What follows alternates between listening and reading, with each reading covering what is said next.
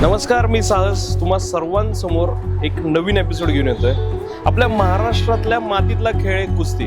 आणि कुस्ती आपलं शरीर बळकट करतं, तसंच आपल्याला राजकारणात, आपल्या खऱ्या जीवनात कसा डाव कुठे टाकायचा आणि कधी कोणाला चितपट करायचं हे शिकवतं. असाच या मातीतला आणि राजकारणातल्या एका पहलवानाला आज आपण भेटायला आलोय. चला. नमस्ते. नमस्कार. काय म्हणता, कशा आहात? मस्त. हे आहेत संदीप अण्णा कसपटे. माँ के पेट से मरघट तक है तेरी कहानी, पग पग प्यारे. दंगल दंगल दंगल दंगल, सूरज तेरा चढ़ता ढलता. तुमचं लहानपण वाकडमध्ये गेलं. हो, लहानपणी सर्व शेती होती. हो, आणि आता शेतीतनं डायरेक्ट कन्व्हर्जन एवढं झालंय की सगळीकडे सिमेंटची जंगल चालू झाले. काय काय बदल वाटतो? पूर्वी एक खेडेगाव होतं. हा, ठराविकच लोक इथं राहायला होती, वस्ती होती, कसपटे वस्ती होती. पलीकडे वाकड गावठाण होतं. आणि असं सगळ्यांची छोटी छोटी घरं होती, कौलाची घरं होती, सगळ्यांची शेती होती.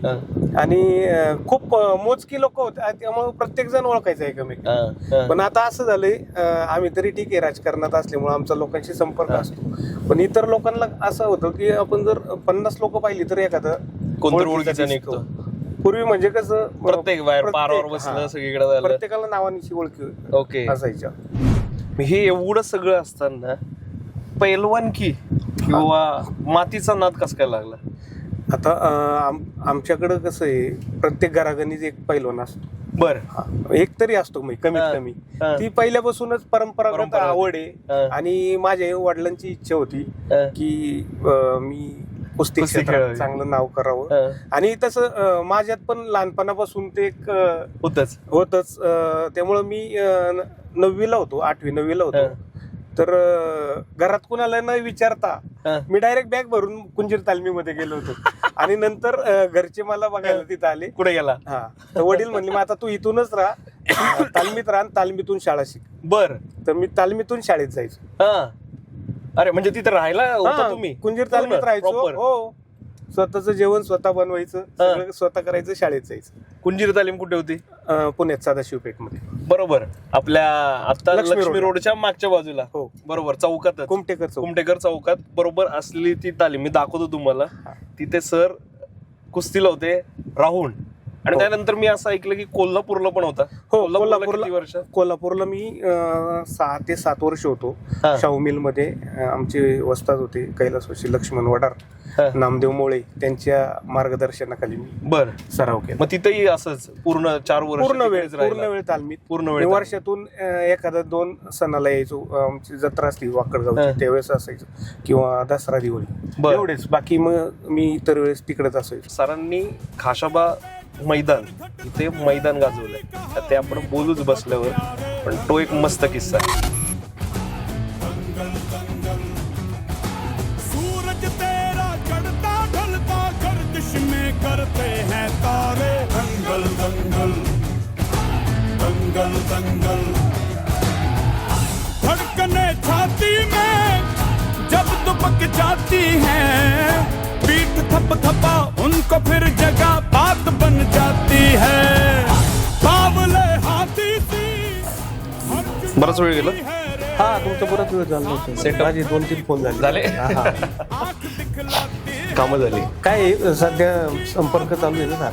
आता इलेक्शन धावपळ, पण अजून फुल फ्लेज मध्ये नसेल चालू झालं. आता कसं आहे, जे आपले महत्वाचे जे लोक आहेत, जे 50-100 मत आपल्याला हे करू शकतात, त्यांच्याशी फोनवर संपर्क चालू आहे. आणि जे काही संघ परिवारातली लोक आहेत त्यांच्यातलं भेटीगाठी, अशा मोजक्या भेटी चालू आहेत. आता प्रचार ज्यावेळेस चालू होईल अजून एक 10 दिवसांनी, त्यावेळेस मग सगळे एकत्र, मग त्यावेळेस रॅली वगैरे ते सगळं चालू आहे.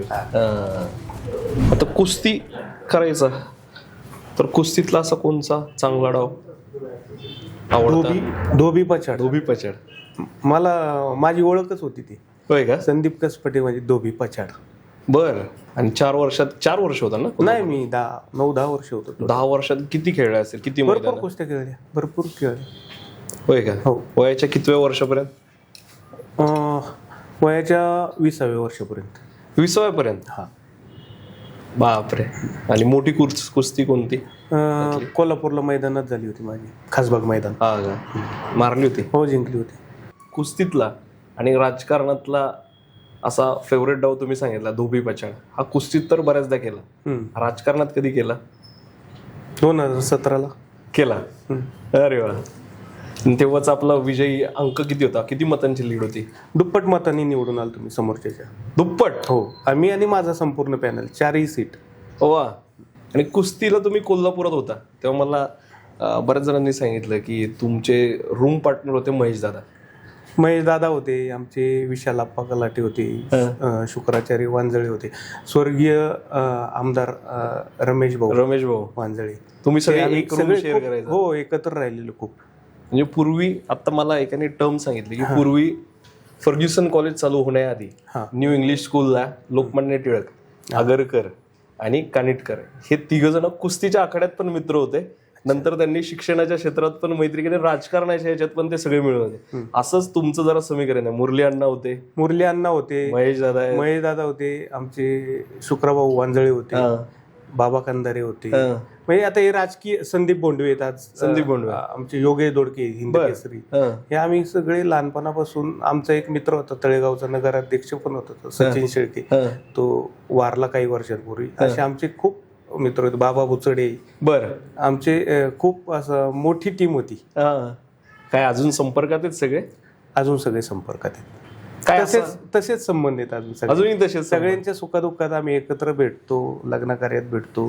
आणि आमचा अजून एक ग्रुप आहे, कुंजीर तालीम मित्र मंडळ. आता मध्ये त्यांचा हे पण झाला होता, आपण अॅन्युअल डे म्हणतो तसं, सर्व जुने एकत्र आले होते. येतात तसे एकत्र येतात. आणि दर 15 ऑगस्टला पूजा असती तालमीत, तुम्ही त्यावेळेस सगळे येतात. हा, मी असेल इथं तर जातो, माझा मोठा भाऊ असेल जातो, सगळे एकत्र येतात त्यावेळेस वर्षातून एकदा. महेश दादाचा काही किस्सा रूम मधला? महेश दादा गुलसे तालमीत होते, आम्ही कुंजीर तालमीत होतो. पण एकदा बालेवाडी स्टेडियमला एक कॅम्प लागला होता, त्याच्यात आमचं सिलेक्शन झालं होतं. चायनाचे कोच होते त्यावेळेस, मोंगिया म्हणून सर. बरं. खूप स्ट्रिक्ट होते आणि आम्हाला 3:45लाच उठायला लागायचं. तर ते एक व्हायचं थोडं. पण आम्ही उशिरा गेलो तर मग आम्हाला कधी शिक्षा व्हायची, कधी जास्त व्यायाम करायला लागायचा. पण सगळे एकदम खेळीमेळीने राहायचो आम्ही त्याच्यात. आणि महेश दादा तेव्हा जसे होते तसेच आता? महेश दादा जेवढं जीव त्यावेळेस लावायचे मित्रांना, आजही तेवढाच लावतात. हो. बापरे. आणि उलट आता ते मित्रपरिवार एवढा वाढलाय की भेटणं त्यांना मुश्किल होते. म्हणजे जर वाढदिवसाला गेलं तर 1 तास थांबायला लागते, एवढी गर्दी असती. आणि ते सर्वांना प्रत्येकाला तेवढंच. आणि मुरली अण्णांचं काही? मुरली अण्णा पण जिथं कुठे लग्नात भेटू दे, कुठल्या कार्यक्रमात भेटू दे, अरे काय अण्णा कसं आहेस, कसं आहे तुझं, कसं चाललंय, आवर्जून चौकशी करतात. शेजारी जे असतात ना, आम्ही एकत्र राहायचो बरं का तालमीत, असं आवर्जून सांगतात. अरे वा, छान. पण आता ही मित्रमंडळी तुमची सगळी आता मोठ्या मोठ्या पदांवर आहे, कधी काय फायदा होतो किंवा हक्काने सांगितलं अरे हा माझ्या प्रभागातल्या या माणसाचं हे काम करणंच आहे, तर ते तेवढा होतं? प्रभागातलं काय काम असेल एखाद्याचं इमर्जन्सीचं, हॉस्पिटलचं वगैरे, तरच मी सांगतो. वैयक्तिक काम मी कधीच कोणाला काय आजपर्यंत नाही केलं कधी. पण प्रभागातली कामं मैत्रीमुळे पटकन होतो ना, फायदा होतो त्याचा. आणि पूर्वीचं तुमचं शेतकरी कुटुंब होतं. हो. त्या शेतकरी कुटुंबातनं तुम्ही आला कुस्तीमध्ये, कुस्तीतनं तुम्ही आला परत राजकारणामध्ये. हा प्रवास कसा, राजकारणात येण्याचं का असं म्हणत आणलं? कुस्तीचं तर मला लहानपणापासून होतं, आवड होती. पण राजकारणात का? हा, मग तेच सांगतो. तर त्यावेळेस मी 9वीला होतो बरोबर, मला आठवतंय. 1992 साली इकडं महानगरपालिकेच्या निवडणुका लागल्या होत्या वाकडमध्ये, आणि माझी काकू इलेक्शनला उभी होती. पहिल्यांदाच आम्ही आमच्या घरातलं कोणीतरी राजकारणात हे करत. त्याच्यापूर्वी कोण नव्हतं? कोणीच नव्हतं आमच्या घरातलं, साधं ग्रामपंचायतचं सदस्य पण नव्हतं कोणी. ओके. आणि महिला माझी काकू त्यावेळेस शिकलेली, ग्रॅज्युएट होती, त्यामुळं सगळ्या गावांनी ठरवलं आपण उमेदवारी लढवायची. महिला आरक्षण पडलं होतं. तर त्यावेळेस मग मी तालमीतून आलो, आणि त्यावेळेस मी 9वीला असताना पण रोज प्रचारात फिरायचो. आणि सगळं रात्रीचे सगळे कचेरीवर असायचे. मग कुणी म्हणायचं जा चहा घेऊन पटकन करून. मग मी रात्रीचा जायचो, चहा घेऊन, किटली घरून बनवून द्यायची. चुलीवर आई काकू असायचे आमच्या, चुलीवर चहा बी बनवून त्याच्यात ते निखारा टाकून ते घेऊन जायचं बादलीत, किटलीत, आणि मग त्यांना चहा वगैरे द्यायचं, काय कामं सांगतील ते करायची, पोस्टर लावायची, ते पेंटर भिंतीची पूर्वी त्यांच्या हाताखाली थांबायचं, रात्रभर काम करायचं. 9वी-10वी पासून मी ते बघत आलेलो आहे. ओके.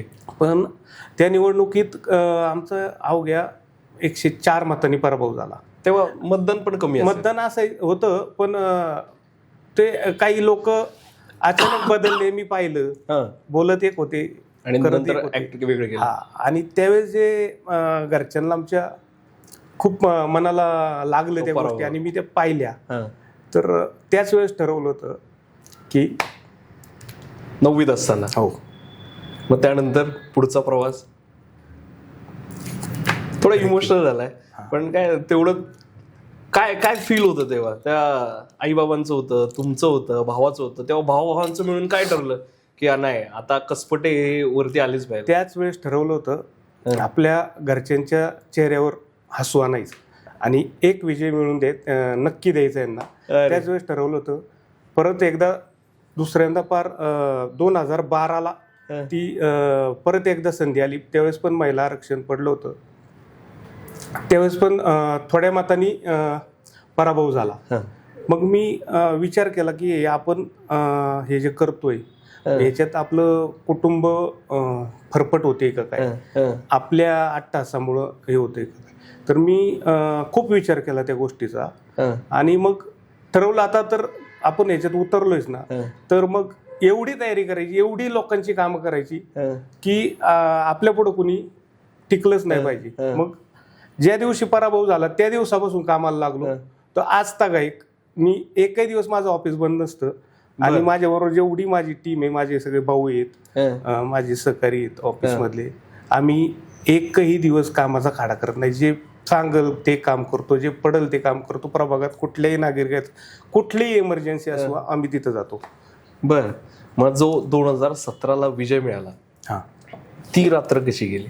त्या रात्रीचा 1992 सालचा 9 वर्षाचे तुम्ही, आणि नंतर 25 वर्षानंतर आम्हाला विजय मिळाला. काय 92 ते 17 कुणीच झोपलो नव्हतं आम्ही त्या दिवशी. सगळे खुश होते. नाही, मी एक गोष्ट आपण प्रत्येकाने, म्हणजे मी सांगतोय म्हणून नाही की डोळे खोटं बोलू शकतात, पण अंगावर येणारा काटा हा कधीच खोटं बोलत नाही. आता ते जेव्हा सांगत होते 1992ला पराभव झाला, 9वीत होतो, तेव्हा घरच्यांना चेहऱ्यावर स्माईल हवं होतं. तो काटा मला तेव्हाच आला होता. मस्त. मग तो काय भावांनी मिळून काय ठरवलं तेव्हा विजय झाल्यावर? खूप हारला तेव्हा जो तुमचा निर्णय ठरला की आता समाजाचं कार्य करायचं, विजय झाल्यावर काय डोक्यात होतं? विजय झाल्यावर पण आम्ही जागेवर राहिलो. आम्ही लोकांची कामं करत राहिलो. उन्माद येऊन दिला नाही. पराभव पाहिला होता आम्ही, त्यामुळं आम्ही ते सगळं जवळून पाहिलं होतं की आपण जमिनीवरच राहून काम करायचं. बरोबर. अजिबात कुणालाही या 5 वर्षाच्या सत्ता काळात अजिबात कुणाचं 1 रुपयाचं नुकसान नाही केलं, कुणाला त्रास नाही दिला. जेवढे विरोधक होते त्यांची देखील सगळी कामं केली. ओके. मग या विरोधकांना काय संदेश देताल, किंवा विरोधकांना म्हणा किंवा लाईफसाठी प्रत्येक मुलांना, आता प्रत्येक जण बिझनेस करतो, काही ना काही करत असतो, अपयश प्रत्येकाला येतात, स्ट्रगल प्रत्येकाला येतं. माझं स्ट्रगल वेगळं असेल, तुमचं स्ट्रगल वेगळं असेल, पण त्या स्ट्रगलमध्ये तुम्ही जसा स्ट्रगल करून विजय मिळवला, तसा या यंगस्टरला काय संदेश देताल की त्यांना तो विजय मिळेल? संघर्ष करतच राहायचं. जोपर्यंत आपली ध्येयपूर्ती होत नाही तोपर्यंत हटायचं नाही. बरोबर. आणि डाऊनफॉल येतो तेव्हा काय पॉझिटिव्हिटी कशात शोधायची? आपण ते ध्येयाकडेच लक्ष ठेवायचं. जोपर्यंत आपण ते ध्येय गाठत नाही तोपर्यंत जी काय गोष्ट करायला लागेल ती सगळी करायची. तुम्हाला आता 2 मुलं आहेत. हो. त्यांना काय संदेश देतात? राजकारणात या, समाजसेवा करा, का जे करताय त्याच्यामध्ये सक्सेसफुल राहा? तुम्हाला जे मनापासून आवडेल ते करा. त्यांना असं राजकारणाची वगैरे जबरदस्ती नाही? जबरदस्ती बिलकुल नाही. ओके. मला तर वाटतं त्यांनी उलट व्यवसाय करावा.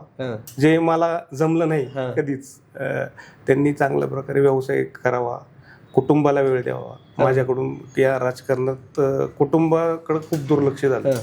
म्हणजे जो क्वालिटी टाइम आपण आपल्या फॅमिलीला देतो, बायका मुलांना देतो, आई वडिलांना देतो, तर ते खूप कमी देता आला. तर त्यांनी त्यांच्या लाईफमध्ये त्यांचं ते त्यांनी सुरळीत व्यवस्थित ठेवावं. वा. तुम्हाला 1 भाऊ, एक भाऊ, मोठा भाऊ. 2 जण. तसे आम्ही 8 भाऊ आहेत. आम्ही 2 जण कधीच सांगत नाही. आमचे 5 काका आहेत आणि 5 काकांमध्ये आम्ही 8 जण भाऊ आणि 2 बहिणी. आम्ही 10 भाऊ आहे. भाऊ आम्ही 1-2 कधीच सांगत. अजून सगळी जॉईंट फॅमिली, अजून सगळे एकसारखे आमचे बघितले असेल तुम्ही घरे, 5 घरं एकसारखे आणि सगळे अजून आम्ही एकत्र पार्टनर आहोत आणि एकत्र सगळ्या गोष्टीत आजपर्यंत असतो. आजपर्यंत. हो. आई वडील किंवा घरच्यांनी कधी विरोध केला की नको आता बास, वेळच देता येत नाहीये, किंवा काही गोष्टींमुळे आई वडील चिडलेत दोघा भावांवर, असं झालं? दोघा भावांवर नाही, पण चिडले कधीच नाही आमचे आई वडील, आम्हाला कधीच केलं नाही. पण वडील बघायचे की ह्याचं खूप ओढाताण होते. आता राजकारण आहे, याच्यात खूप खर्च असतो. तर आमची तशी परिस्थिती बेताचीच आहे.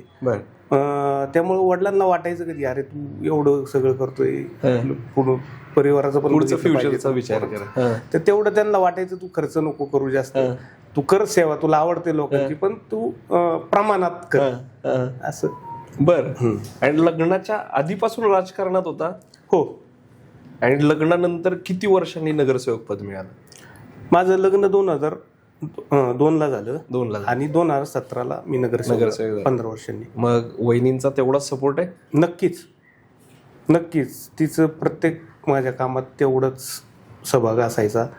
तिचं देखील संघटन, महिलांचं संघटन तिने पण खूप चांगलं बचत गटाच्या माध्यमातून चांगलं केलं. आमच्या काकू पण होत्याच राजकारण, त्यांची पण सगळ्यांची मदत झाली. राजकारणातला तुमचा गुरु कोण आणि त्यांनी काय सल्ला दिला? स्वर्गीय आमदार लोकनेते लक्ष्मण भाऊ जगताप हे माझे गुरु. बर. आणि त्यांचा काय असा सल्ला होता तो आज पण तुम्ही फॉलो करा? आता भाऊ जाऊन एक 4-5 वर्ष झाले असतील, 3-4 वर्ष झाले, पण त्यांनी असा कोणता सल्ला दिलाय की हे फॉलो करत राहा, याच्याने सगळं चांगलं होईल, असं काही सांगितलं होतं? भाऊ नेहमी सांगायचे जे पण काम करशील ते प्रामाणिकपणे करायचं आणि राजकारणात ज्यांनी आपल्याला अडचणीच्या काळात मदत केली त्याला कधीच विसरायचं नाही. बरं. हा भाऊंचा कायम सल्ला असायचा. ओके. त्यांच्यासोबत तुम्ही काम केलं? हो. लक्ष्मण जगतापांसोबत, आता शंकर जगताप आहे. हो. अजून काही नेते आहेत आपल्या ह्याच्यातले. या प्रत्येकाच्या कार्यपद्धतीमध्ये काही सिमिलर आहेत? म्हणजे लक्ष्मण भाऊ आणि शंकर जगताप यांची पद्धत सेम आहे का? कोणाचं काय, कशा माइंडसेटने काम करतात दोघंही? काम दोघांचं खूप चांगलं आहे. भाऊंचं थोडंसं अधिकारवाणीने असायचं ना, कारण भाऊ वयाने मोठे, तेवढे वयाने अनुभव होता त्यांचा. भाऊंनी शिवी दिली तरी ते आम्हाला आशीर्वादासारखी असायची. तसं त्यामुळं भाऊ होते. असा कोणचा नेता होईल अशक्य? पिंपरी चिंचवडमध्ये नाही होणार. नाही. आणि महेश दादांची काम करण्याची पद्धत? महेश दादा तर दिलखुलास व्यक्तिमत्व आहे, एकदम सगळ्यांना सोबत घेऊन काम करतात. शंकर भाऊंचं काम करण्याची पद्धत एकदम टेक्निकली असते, त्यांची सुसूत्रता लागते त्यांना, त्यांची पद्धत देखील खूप चांगली. आता तुमचा याच्याशीच लागून एक प्रश्न होता की समाजकार्यासाठी तुम्ही तुमचाच पक्ष सत्तेत आहे, पण तुमच्या इथले PMRD मध्ये जागा जाणार होती. हो. त्यासाठी तुम्ही आंदोलन केलं. हो. काय होतं ते? जी जागा आहे प्राधिकरणाने, आमच्या कसपटे परिवाराची जागा होती. बरं. आमच्या कसपटे परिवाराची 1972 साली जागा ती ॲक्वायर केली प्राधिकरणाने. त्या आमच्या कसपटे परिवाराला आजतागत त्याचा मोबदला मिळालेला नाही. एक ते कारण होतं की आमच्या त्या परिवाराला त्यांचा जो काही 12.5% परतावा आहे तो मिळाला पाहिजे. आणि दुसरी ती जी जागा आहे ती आम्ही वेळोवेळी पाठपुरावा करतोय, गेल्या जवळजवळ 12-13 वर्षापासून पाठपुरावा करतोय. ती जागा आमच्या परिसर एवढा मोठा वाढला आहे तर तिथं आमच्या मुलांना खेळायचं मैदान नाही. होय. एक चांगलं गार्डन पाहिजे. आणि आमच्या परिसरात ज्येष्ठ नागरिक संघ एक मोठा आहे, 1000 पेक्षा जास्त सदस्य आहेत, त्यांच्यासाठी एक चांगलं सभागृह, विरंगुळा केंद्र त्या ठिकाणी करायसाठी आम्ही भरपूर वेळा प्रयत्न केला.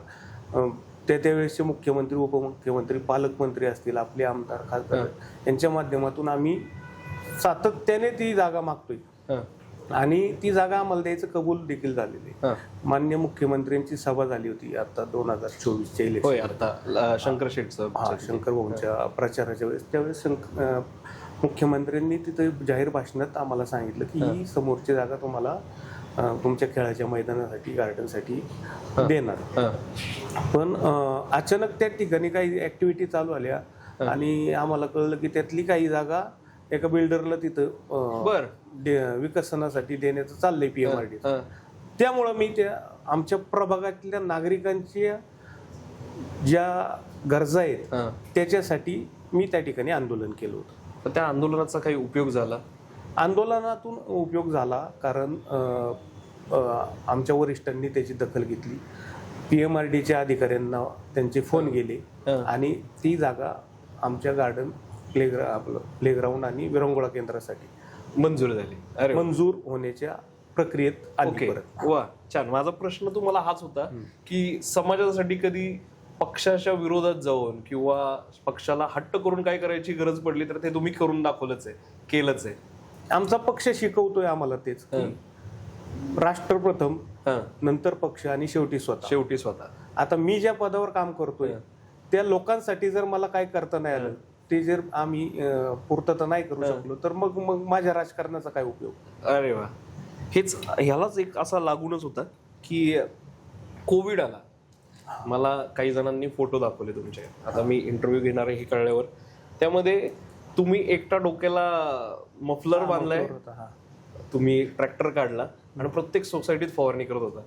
का बरं ते, का तुम्हीच का केलं ते सगळ्या गोष्टी? मी असं म्हणता येत नाही, हे सगळं टीम वर्क होतं.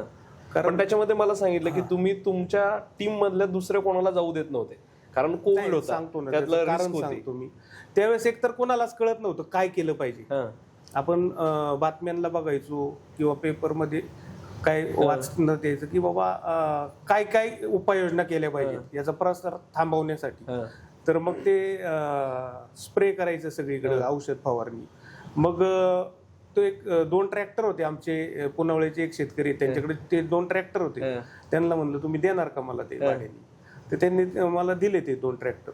आणि मग काय करायचं तर मग ते ट्रॅक्टर घेऊन मी आणि माझा एक सहकारी विनायक पाटील, आम्ही 2 जण संपूर्ण परिसरात ते औषध फवारणी करायचो, सगळ्या सोसायट्यांमध्ये, सगळ्या कॉलन्यांमध्ये.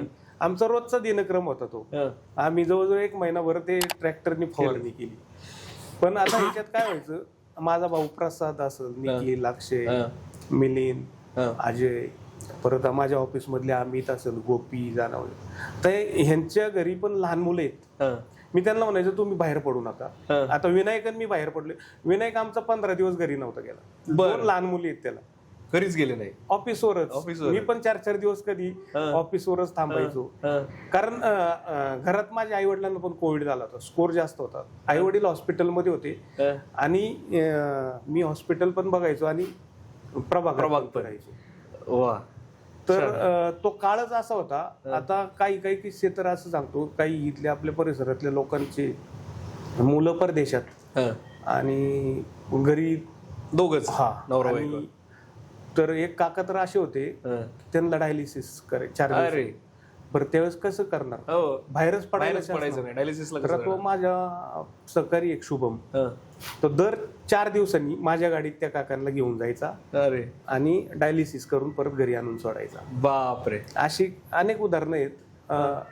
तर आता बाकीचे, आता तुमच्या माध्यमातून मला सांगायचे प्रभागातल्या नागरिकांना की आता जे काही लोक मतं मागायला येणार आहेत त्याच्यापैकी जर ह्या काम आमच्यापैकी जे आम्ही काम करत होतो असं काम करताना जर एखादं दिसलं तर तुम्ही ठरवा काय करायचंय. बरोबर, एकदम बरोबर आहे. जर वाईट काळात आपल्या पाठीशी कोण उभं राहत नसेल तर त्याला या बाकीच्या गोष्टींचा कशाला करायचं. मग त्या काळात आम्ही एक 50-100 लोकांना जेवण चालू केलं, ज्यांची काहीच व्यवस्था नसायची, जे साईडवर असायचे, त्यांचे मालक पण त्यांनी हातवर केले, कोणी घरातून बाहेर पडत नाही. मग ती लोक वाढत गेली तर एक वेळ अशी आली की 3-3, 4-4 हजार लोकांना 2 टाइमाचं जेवण द्यायला लागेल. बापरे. मग ते खर्च आमच्या कॅपॅसिटीच्या बाहेर गेला.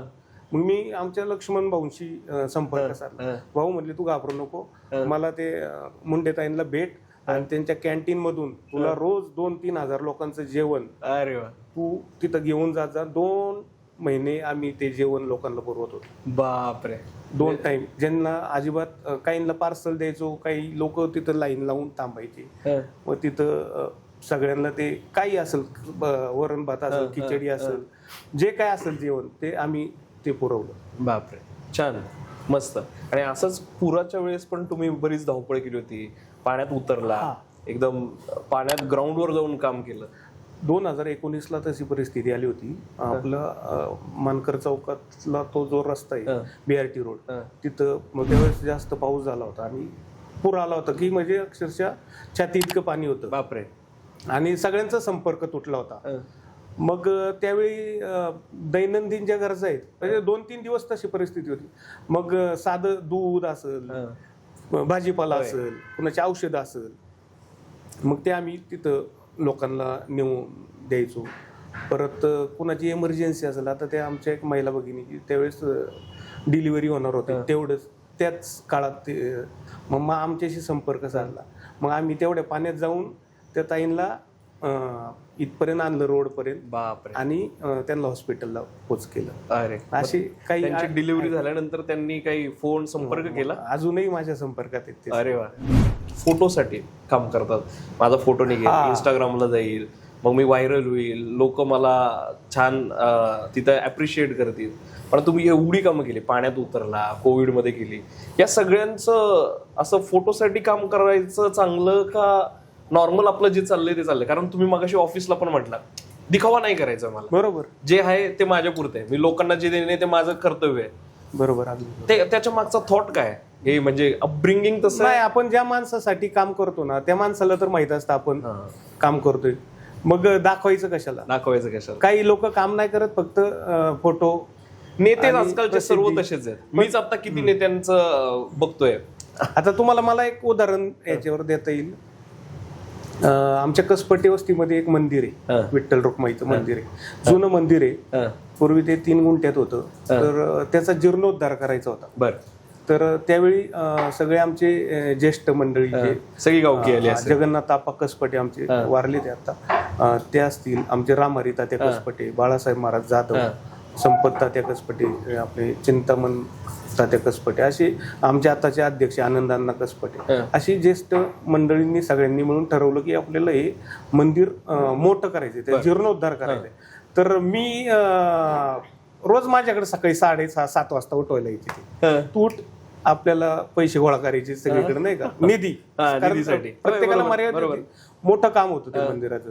तर ते मला घेऊन जायचे. मग माझे कुठले बांधकाम व्यावसायिक मित्र सगळे मित्रमंडळी, आम्ही सगळ्यांनी मिळून खूप मोठा त्या ठिकाणी निधी गोळा केला. त्याच्यानंतर ते मंदिर बांधलं. अजून शेजारी त्याला लागून एक 3 गुंठ्याची जागा होती. बरं. तर ती 3 गुंठे जागा घेतली, पण ती आमची ट्रस्ट नव्हती झालेली. मंदिराची ट्रस्ट असल्याशिवाय ट्रस्टच्या नावाने कशी, मग ती वैयक्तिक आमच्या 11 लोकांच्या नावावर जागा घेतली ती 3 गुंठे. आणि परत त्याच्यानंतर 2.25 गुंठे जागा घेतली. म्हणजे अशी एक 7.5 गुंठ्यात ते मंदिर झालं. पण ते त्यासाठी ट्रस्ट पाहिजे ना. जर उद्या एखाद्याने काही झालं चुकून तर मग काय करणार? मग त्यासाठी ती ट्रस्ट करायची होती. मग त्याच्यात थोडंसं तू कमी असं थोडंफार झालं. पण त्यावेळेस पण एक समजूतदारपणाने सगळ्यांनी मिळून आम्ही एक 21-25 लोकांची ट्रस्ट केली. ती ट्रस्ट केली आणि त्या ट्रस्टच्या नावावर ही सगळी जमीन केली. आणि त्याच्यानंतर सप्ताह असतो आमच्याकडे. तर ते फोटोचं मला तुम्हाला सांगायचं, सप्ताहाचा एक कार्यक्रम असतो. आता झाला, आता 4-5 दिवसापूर्वी संपला. तर त्या सप्त्यामध्ये मी एकदाही हार नारळ घ्यायला कधी एकदाही गेलो नाही. पण जे लोक या कुठल्याच प्रक्रियेत नव्हते ते तिथं ह्याला बुंदी वाढ, त्याला भात वाढ, आणि तिथं स्वतःचा रील टाकायचा, आमटी वाट भात लग्न असेल, कुणाचं दावा असेल तिथं चमकोगिरी करणार. ह्याला माझा विरोध. राईट. ग्राउंडवर काम केलं पाहिजे. बस काम करा, बाजूला व्हा. आणि जे लोक करतात, आज आमचे बाळासाहेब महाराज जाधव अख्ख्या पुणे जिल्ह्यात ओळखतात सांप्रदायिक क्षेत्रात. आमचे रामहरी ताते कसपटे विनेकरी आहेत, त्यांना खूप सन्मान आहे या क्षेत्रात. त्यांनी करावं. बरोबर. जे मंदिरातलं काम आहे हे त्यांनी करावं. बाकीच्यांनी पुढाऱ्यांचं तिथं काहीच देणं घेणंच नाही. हे माझं म्हणणं. पण आजकाल प्रत्येक राजकारणी हा फोटोसाठीच काम करतो. मग हे पाहिल्यावर कुठेतरी असं मनात येतं की अरे नाही, पण लोक बघणारे असतात, जे लोक बघत असतात. तुम्ही दाखवता काय ते नाही, पण लोकांना काय बघतात आणि लोक काय बघतात आणि लोकांना काय आवडतं हे तुम्ही नाही सांगू शकता. हे आपण नाही सांगू शकत. वा, छान. तुम्ही किस्सा सांगितला होता की आता चमकोगिरीवरून तुमचं झालं किंवा हे, पण तुम्ही तुमचं कुटुंब, कसपटे कुटुंब हे एवढं या राजकारणापासून अलिप्त आहे की तुम्ही एकाचा प्रचार करत होता आणि तुमचे मोठे बंधू हा दुसऱ्याचा प्रचार करत होता. तो ते काय होतं 2000 तो छान आहे. 2014चा तो किस्सा आहे. आता तुम्हाला मी जसं सांगितलं, माझे राजकीय गुरु स्वर्गीय आमदार लक्ष्मण भाऊ जगताप, आणि त्यावेळेस 2014ला लोकसभेची निवडणूक होती आणि लक्ष्मण भाऊ त्यावेळेस अपक्ष उमेदवार होते आणि दुसरे उमेदवार श्रीरंगाप्पा बारणे होते, जे माहितीतून होते. आता श्रीरंगाप्पा बारणे माझ्या त्यांची मिसेस आणि माझी वहिनी, माझ्या वहिनीची सख्खी आत्या त्या सरिता आत्या आहेत. त्यामुळं माझी वहिनी आणि मोठा भाऊ आप्पांचा प्रचार करायचे आणि मी लक्ष्मण भाऊंचा प्रचार करायचो. राहिला घरात एकाच जेवायला एकत्र संध्याकाळी. तर ते थोडस जरा वातावरण आमच्या घरात पहिल्यांदा ते थोडस खूप हे झालं होतं. माझ्या आई वडिलांनी आमच्या मामाला बोलावलं आणि आम्हाला दोघांना बसून समजून सांगितलं, बाबा तुम्ही आपण भाऊ राजकारणाबाई आपल्यात कटुता नाही आली पाहिजे. हा गाववाल्यांमध्ये हे होतच असणार आहे, कारण गाववाल्यांची जवळपासच्याच एरियामध्ये लग्न होतात. हिचा काका, हिचा मामा, याचा मामा, ह्याचा काका, हे प्रत्येकाच्या घरीच असतं. या लोकांना काय सल्ला देतात? म्हणजे आता इलेक्शन लागले, तुम्ही आहेत, तुमच्या अपोजिटला कोणतरी उभाच असणार आहे, तुमच्या दोघांचं काही नसणार आहे, पण कार्यकर्त्यांमध्ये कधी ना कधी तो चढाव राहतो की अरे आपला श्रेष्ठ का त्याचा श्रेष्ठ, त्याच्यामध्ये थोडस त्यांचं गालबोट लागायचा प्रश्न येतो. पण तुम्ही एका घरात राहून दोन वेगवेगळे होते, तर कार्यकर्त्यांना शांत राहण्यासाठी किंवा कोणता सल्ला देतात? नाही, कुठलीही गोष्ट तेवढ्यापुरतीच केली पाहिजे. आता राजकारणाचा एक महिना आहे, तेवढ्यापुरता ज्यांनी त्याच्या उमेदवाराचा प्रचार करायचा. पण ज्या वेळेस निकाल लागेल, स्पर्धा तिथपर्यंत जाते, ज्यावेळेस निकाल लागेल त्याच्यानंतर सगळ्यांनी परत एकोप्याने यायचं. वैचारिक मतभेद कायमची नाही राहिली पाहिजे. वैचारिक मतभेद विसरून लोकांनी पूर्वीसारखे पाहिजे. बरोबर. पण हे होतं काहींच्या मनात राहतं, काहींचं ते असतं. पण सूडबुद्धी ही राजकारणात असावी का? आता तुम्ही म्हटलं मनात राहतं, ती सूडबुद्धी राजकारणात फायदेशीर आहे? सूड नाही म्हणता यायचं, पण एक हे राहतं ना माणसाचं, कॉम्पिटिशन राहती आणि मग काहीतरी त्यातून विजयी होण्यासाठी काहीतरी ईर्ष्या राहते, माणूस त्या जोराने काम करतो. तुमच्या वाकडला सर्वात मोठा प्रॉब्लेम आहे ट्रॅफिकचा, कारण तुम्हाला लागूनच हिंजवडी आयटी पार्क आहे. आता हिंजवडी आयटी पार्कमध्ये सगळ्या पुण्यातली लोक तिथे येतात, ती एकाच वेळेला सगळ्यांची सुट्टी होते, त्यामुळे ती ट्रॅफिकचा हा पूर्ण खूप मोठा इश्यू आहे. बरोबर. आणि याला तुमच्याकडून काय सोल्युशन असेल? आता त्याच वेळेस आम्ही सोल्युशन यावर काढलं होतं. आम्ही पार्क स्ट्रीटला एक सबवेचं काम केलं. ओके. सुरुवात तिथून केली. मी 2017 निवडून आलो आणि त्या 2-4 महिन्यानंतरच लगेच त्या सबवेचं काम केलं. तर तो तिथला ट्रॅफिकचा बऱ्यापैकी प्रॉब्लेम सोडला. त्यानंतर आपलं साई चौकातला ग्रेट सेपरेटर झाला, तो एक झाला. त्याच वेळेस आम्ही मागणी केली होती रक्षक चौकात एक तो करायचा सबवे, सिग्नल फ्री. त्यानंतर आमचा हा हिंजवडीला जाणारा रस्ता आहे, त्याच्यासाठी देखील आम्ही कसपटे चौक, वाकड चौक, भोमकर चौक ते हिंजवडी फेज 3 असं उड्डाण पुलाची मागणी केली. त्याचं देखील DPR पर्यंत आलं होतं काम, पण परत नंतर ते थोडंसं थांबलं गेलं. ओके. आता त्याच वेळेस आम्ही मेट्रोसाठी पण मागणी केली होती. आपलं भुजबळ चौक तिथून कसपटे चौक, मानकर चौक, सौदागर, तिथून नाशिक फाटा, भोसरी आणि चाकण, हा मार्ग मी 2017 साली निवडून आल्यावर ते पत्र दिलं होतं की असा मार्ग होऊ शकतो. त्याच्यावर आता DPR चालू झालाय. फक्त त्याचा आता भुजबळ चौक, पुनावळे, तातवडे, मुकाई चौक तो ऍड झालाय. ओके. त्याचं माझ्याकडे पत्र आहे. मी 2017 साली ती पत्रव्यवहार आमचे सुकासा सोसायटीतले आमचे सुधीर देशमुख म्हणून त्यांनी मला त्याच्यात मदत केली. असं जर केलं तर सोयीस्कर राहील. आणि आता बघा हे काम DPR त्याचं झालंय. पण हे केव्हापर्यंत कम्प्लीट होईल काय वाटतंय? पुढच्या 5 वर्षात मला आपल्या नागरिकांना, प्रभागातल्या नागरिकांना मेट्रोतून फिरताना बघायचं. अरे वा. 5 वर्षात आमची मेट्रो झालेली असेल. माझा प्रश्न पुढचा तोच होता तुम्हाला की पुढच्या 5 वर्षांनंतर तुम्ही निवडून आला, हाच दिवस पुढच्या इलेक्शनचे, म्हणजे पुढच्या जेव्हा इलेक्शन लागेल तेव्हा वाकडमध्ये काय काय बदल झालेला असेल? पहिलं तर सांगितलं मेट्रो आलेली असेल, दुसरं आमचं रिव्हरफ्रंट डेव्हलपमेंट झालेलं असेल, सर्व झाले. आता त्याचं काम देखील चालू आलंय. त्याचं देखील आम्ही आमचं महानगरपालिकेचं शिष्टमंडळ आम्ही अहमदाबादला गेलो होतो. बरं. लक्ष्मण भाऊ पण होते त्यावेळेस आमच्याबरोबर, आणि त्यावेळेस आम्हाला ते साबरमती रिव्हरफ्रंट ते सगळं प्रेझेंटेशन आम्ही तिथं जाऊन पाहिलं. त्यानंतर आम्ही सगळ्यांनी देखील भाऊंच्या मार्गदर्शनाखाली मागणी केली आम्ही सगळ्यांनी की आपल्या देखील नद्या अशा व्हायला पाहिजे, मुळा, पवना, इंद्रायणी किंवा नदी सुधार प्रकल्प झाला पाहिजे. तिथली झाडं न तोडता त्या ठिकाणी चांगलं सुशोभीकरण झालं पाहिजे. त्या नदीचं सगळं घाण पाणी त्याच्यात मिक्स होते ते त्या ठिकाणी STP प्लांट झाले पाहिजे.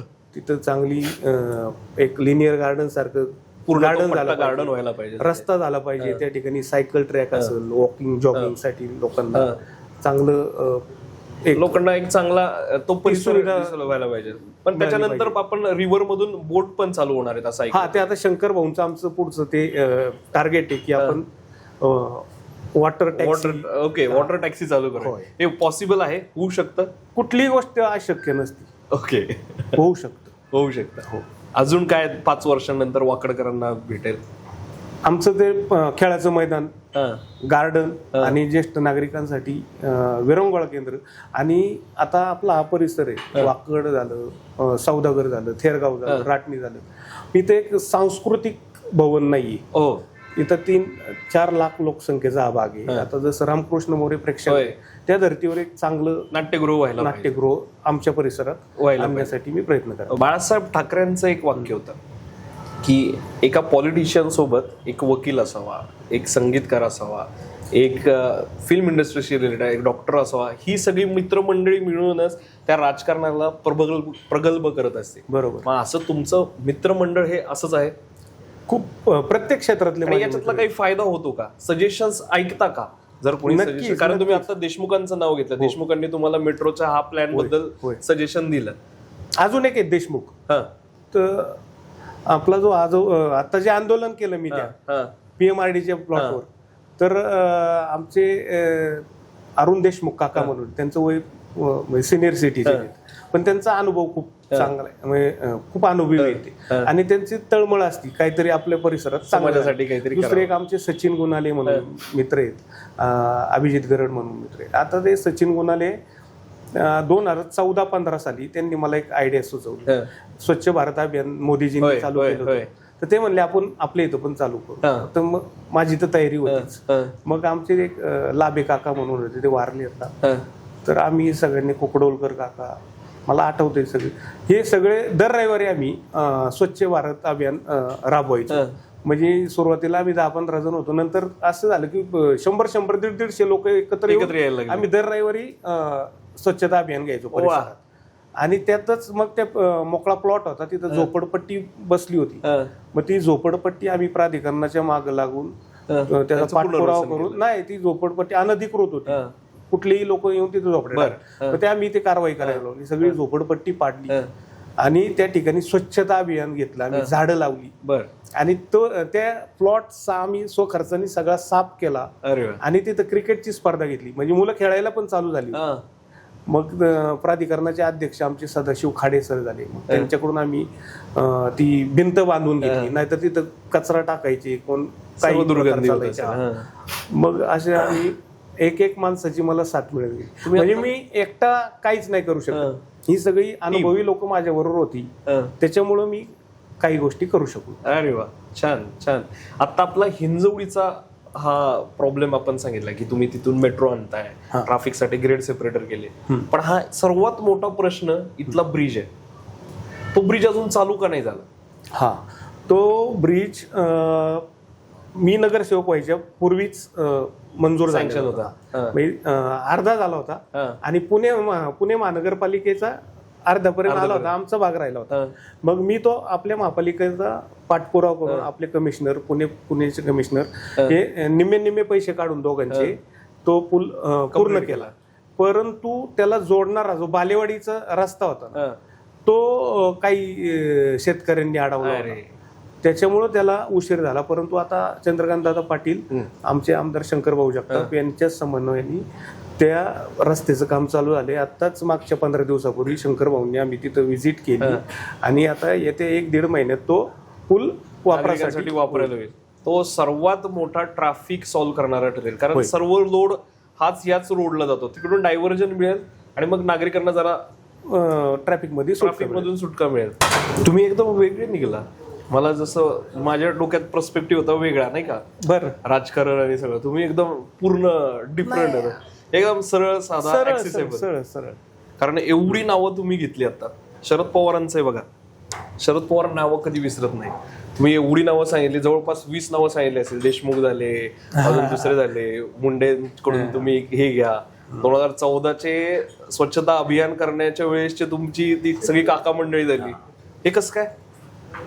कारण ते रिलेशन तसेच मेंटेन आहेत ना आमचे. वाचन करतो, जसं वेळ मिळेल तसं करतो. काय टॉपिक आवडतं? हिस्ट्री आवडते, अध्यात्म आवडतं का काय? नाही, मला शिवाजी महाराजांची. शिवाजी महाराज. अहो, आपल्या दोघांचा कॉमन फॅक्टर निघाला. काय महाराजांचं काय, कोणचं काय लाईफ चेंज करणारा असा कोणचा महाराजांचा किस्सा आहे जो आपण अंमलात आणला पाहिजे? आता ते सांगणे इतके आपण मोठे नाही, पण महाराजांचं एकूणच सगळं जीवनपटच. पण तरी त्यातला एखादा किस्सा, त्यातनं आपण प्रत्येकाने शिकलं पाहिजे काहीतरी. ते आता महाराज जे आग्र्यातून सुटका केली होती महाराजांनी, ते म्हणजे सगळं प्लॅनिंग होय. महाराजांचं सगळं प्लॅनिंग वाईजच चालायचं. आणि महाराजांच्या लाईफ मधला कोणचा गुण तुम्ही आत्मसात केलाय? प्लॅनिंग तर आहेच, आता तुम्ही सांगितलं पूर्ण प्लॅनिंग. त्याला सोडून दुसरा काही? रयतेच्या काडीला सुद्धा धक्का लागला नाही पाहिजे. आई ग, वा, भारी, मस्त मस्त. मी आजपर्यंत 1 रुपयाचं पण कोणाचं नुकसान नाही केलं, कधीच नाही. आपल्याकडे अधिकार होते, काही विरोधक होते, पण मी कधीही कुणाचं 1 रुपयाचं नुकसान नाही केलं माझ्या सत्तेच्या काळात. मी हे इलॅबरेट करतो. महाराजांचा प्रत्येक सैनिकाला आदेश होता की तुम्ही इकडून दुसरीकडे कुठे स्वारीला जातायत, कुठे तिकडे युद्धाला जातायत, तर आपल्या जाण्याच्या वाटेतला एका पण शेतकऱ्याच्या घोड्याला सुद्धा त्याचा चारा पण त्यांनी द्यायचा. चारा जर घ्यायचा असेल तर तो सोबत बाळगायचा. सोबत बाळगला, संपला तर त्याचे पैसे द्यायचे आणि तो विकत घ्यायचा. पण जनतेच्या एका पण गवताच्या देठाला सुद्धा हात लागला नाही पाहिजे. हे त्यांनी त्याचं एक्सप्लेनेशन त्यांचं सर्व एका वाक्यात आलं. जनतेच्या देठाला हात लागला नाही पाहिजे. मस्त, भारीच. आमचा महाराजांवर एक मूवी येणार होता, त्याचं काम 50-60% कम्प्लीट झालं. बापूची नामची ओळख तेव्हा झाली. मग तिथून समर कामटेकर आता तिकडे तो तिकडे गेला, तो मित्र. मग त्यांनी म्हटला की नाही का, अरे तू एवढं करतो तर एकदा ट्राय तर कर, आपला माणूस आहे, काहीतरी करू. मग तिथून ओळख झाली बापूची 2012-15 वगैरेला. तिथून ते मैत्री ती आहे. आता त्याच्या वडिलांची बरं समोरचं नाव काढलं, सारंगकाका कामतेकरांची मला खूप मदत झाली. होय.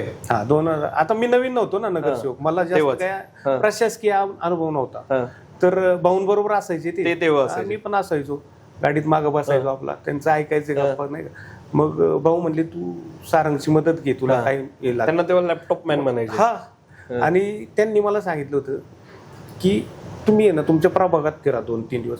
तसं तर मी फिरतोच, पण मी प्रत्येक चौकात जा, प्रत्येक कॉलनीत जा, प्रत्येक गल्लीत जा, तिथं काय करता येईल ह्याची यादी करायची. आणि मग मी ती यादी केली होती. मग त्याच्यात हे सगळे आताचे जे रस्ते आहेत ना, मग आमचा कसपटे वस्तीचा रस्ता होता, 8 वर्ष त्याच्यावर स्टे होता हायकोर्टाचा.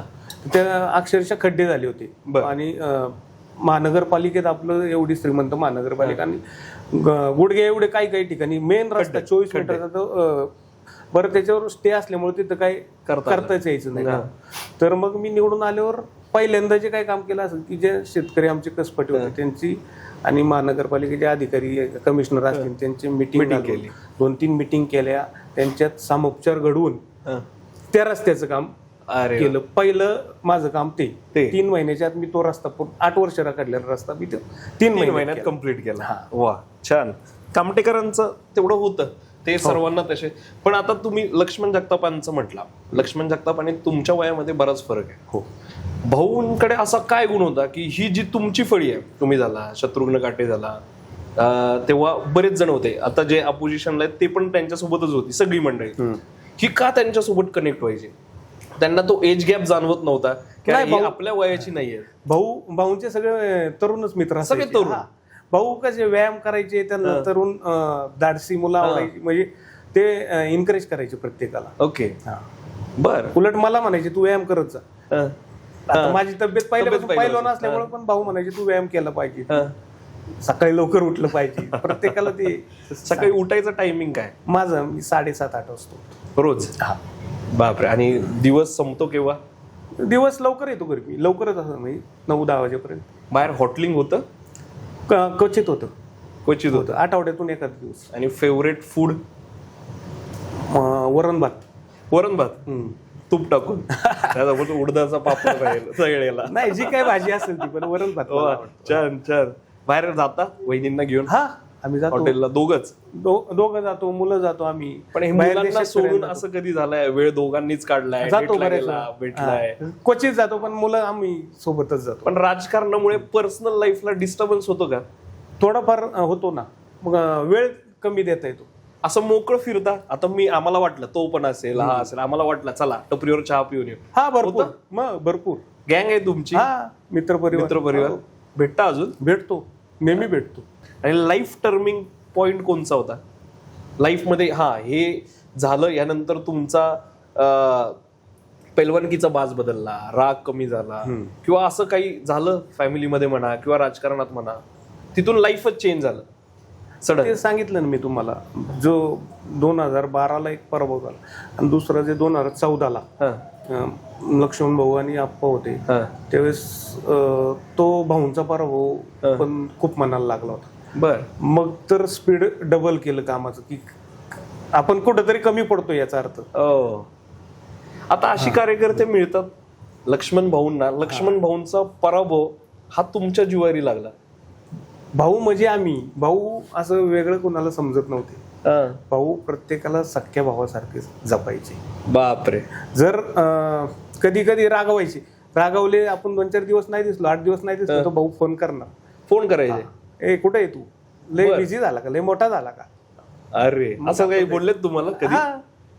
हा, हो, सगळ्यांना अनुभव येते. मी खूप जणांना पण ते प्रेमळ, म्हणजे त्याच्यात मागं प्रेम असायचं. प्रत्येक कार्यकर्त्याचा, प्रत्येक ह्या पिंपरी चिंचवड मधल्यांचा, प्रत्येकाचा लक्ष्मण जगताप सोबत कनेक्ट होता. भाऊ जीव लावायचे, एवढे सगळ्यांना जीव लावायचे. कधी कठोर असायचे, पण कधी खूप प्रेमळ होते भाऊ.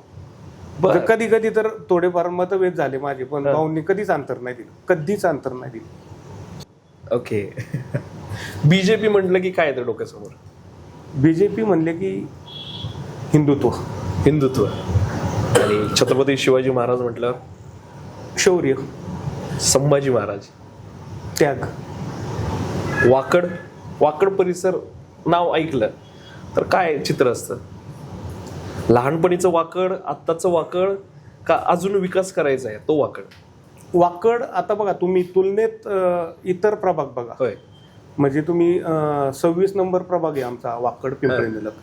याच्या तुलनेत तुम्ही कुठल्याही शहरातला मला एक प्रभाग सांगा की जो आमच्यापेक्षा जास्त तुम्हाला डेव्हलप वाटतो. एक सौदागरचा भाग सोडला तर सौदागरला स्मार्ट सिटीमुळे अनेक मोठे निधी मिळाले, आणि सौदागर सोडलं तर कंपॅरिझन करा तुम्ही की आमच्या पिंपरी निलक वाकड कसपटे वस्ती, इथं राहण्यासाठी लोक खूप पसंती तर आहे. इथं आमच्याकडं फ्लॅट मिळत नाही, रिसेलला पण फ्लॅट मिळत नाही.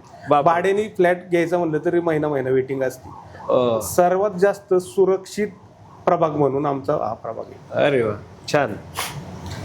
काही रॅपिड फायर घेऊ? हो. मी काही नेत्यांची नावं घेतो, त्यांचं एका वाक्यात तुम्ही आन्सर द्या. फडणवीस विजनरी नेतृत्व, रवींद्र चव्हाण कडक शिस्त, चंद्रकांतदादा पाटील अतिशय प्रेमळ, कार्यकर्त्यांना सांभाळून घेणारे. आता तुमच्या घरी पण आले होते. हो. अरे, काय म्हटले? काय खाल्लं त्यांनी? साधं आपलं मासवडी असती, मासवडी, भाकरी, भाजी, वरण भात, साधं जेवण. वा, छान. महेश दादा? पैलवान, दिलदार. महेश दादांचा तुम्हाला एक किस्सा मला सांगायला आवडेल. आता एक कुस्तीचा आखाडा होता आणि त्या आखाड्यात कुस्ती चालू होती आणि मातीतली एका पैलवानाच्या डोळ्याला डोळ्यात माती गेली. तर महेशदादांनी स्वतःच सदरा दिला आणि त्या पैलवानाचा डोळा, म्हणजे एक पैलवानच ते करू शकतो. एक पैलवानच. पैलवानाचा पॉइंट ऑफ व्ह्यू वेगळा असतो, विचार करण्याचा. खूप आपण काही लोक म्हणतात पैलवान गुडघ्यात, पैलवानासारखा हुशार कोणीच नसतो. कारण जे कुस्तीत निर्णय घ्यायचा सेकंद पण नाही लागून नाही, तो जो निर्णय घ्यायची क्षमता असते ना ती पैलवानातच असते. त्यामुळे पैलवानच सगळ्या डावपेच टाकू शकतोय 100%.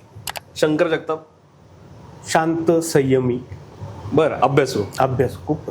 आणि आत्ताचेच आपले अमित गोरखे हुशार आणि रिस्पेक्टिव्ह, म्हणजे प्रत्येक कार्यकर्त्याला रिस्पेक्ट देतात. उमाताई आमच्या खूप प्रेमळ, सर्वांना सांभाळून घेतात, जीव लावतात. आणि तुमचे मित्र जवळचे, कारण त्यांच्यामुळेच आपला संबंध आला बऱ्याचदा. शत्रुघ्न काटे नवीन शहराध्यक्ष, अतिशय संयमी, कधीच रिॲक्ट होणार नाही, कायम शांत, सगळ्यांचं ऐकून घेणार, सगळ्यांना समजून घेणार. आणि त्यांचं नेतृत्व बघा पुढच्या काळात नक्की तुम्हाला पुढे आलेलं दिसेल. इंदोर का येतं पहिल्या नंबरला, आपण का नाही येत, असं काय येतं पण खरं इंदोरच्या लोकांनी ते आत्मसात केलं. आपली लोक का नाही? आपली लोक, आम्ही ना आपल्या त्या अँबियन्स हॉटेलच्या बाजूला अक्षरशः कचरा कुंडी झाली होती. लोक काय करायचे, टू व्हीलरवर यायचे रात्रीचे, ते कचरा टाकायचे. आम्ही 2-3 दिवस तिथं रात्रीचं थांबलोय, 2-3 वाजेपर्यंत. मग त्या लोकांना पकडायचं, त्यांना समजून सांगायचं, परत दिसलं तर नाही तर मग पटके टाकायचं. यात इथपर्यंत केलेलं आहे आम्ही. मग आता तिथं ते अजिबात काय होत नाही. तरी पण अजून काही दुकानदार रात्रीचा कचरा फेकतात.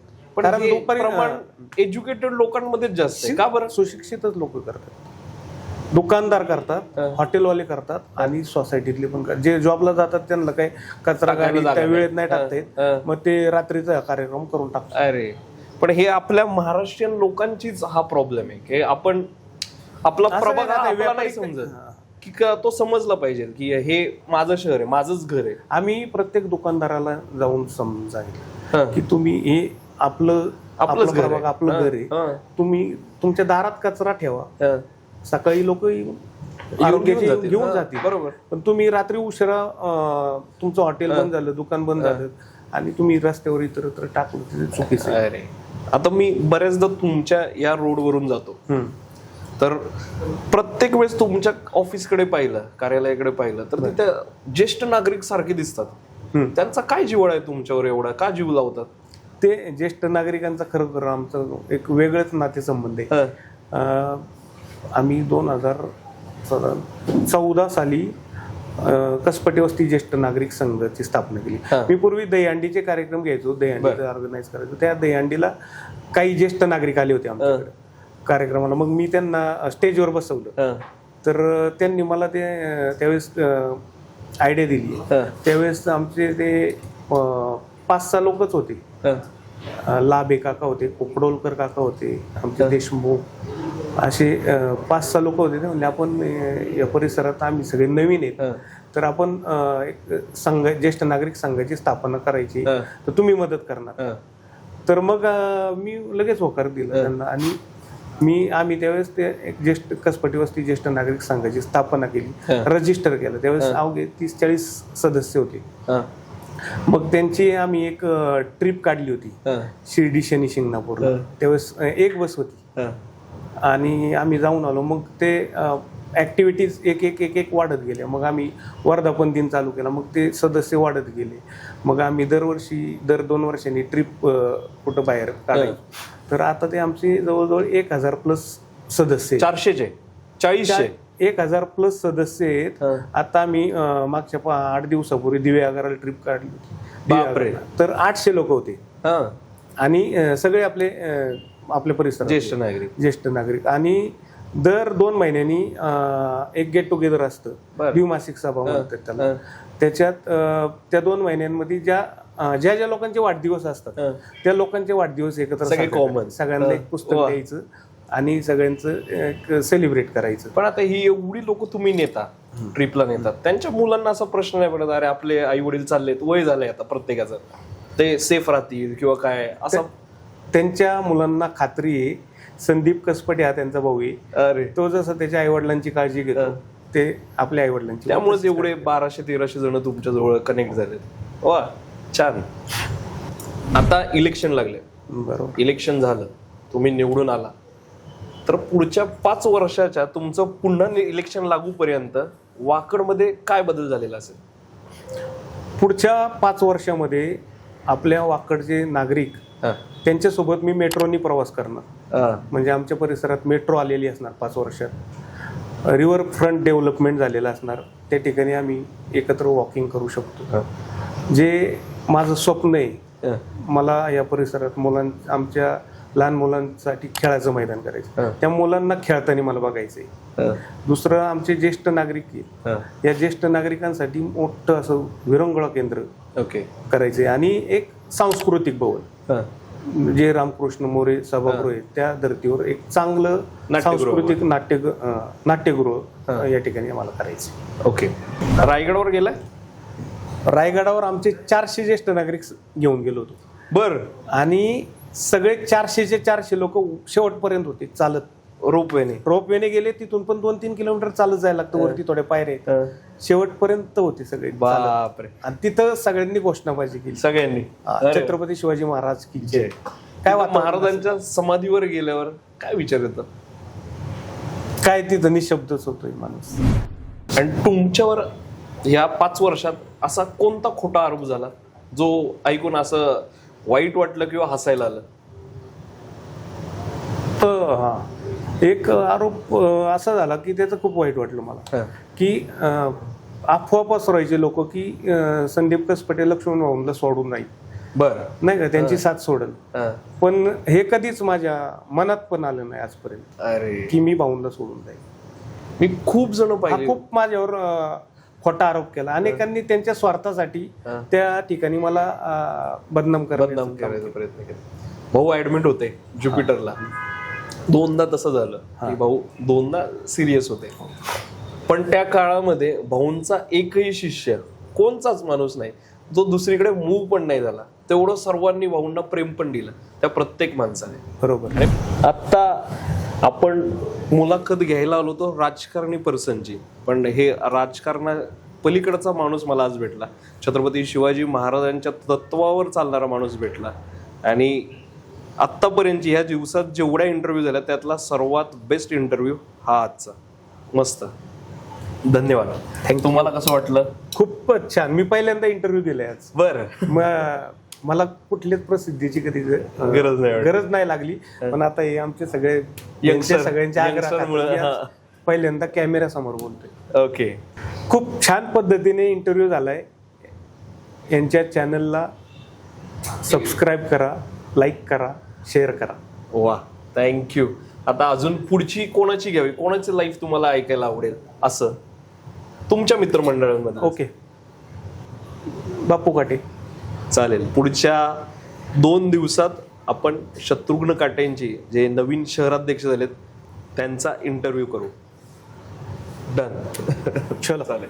छान वाटलं. मस्त. थँक्यू. भारी.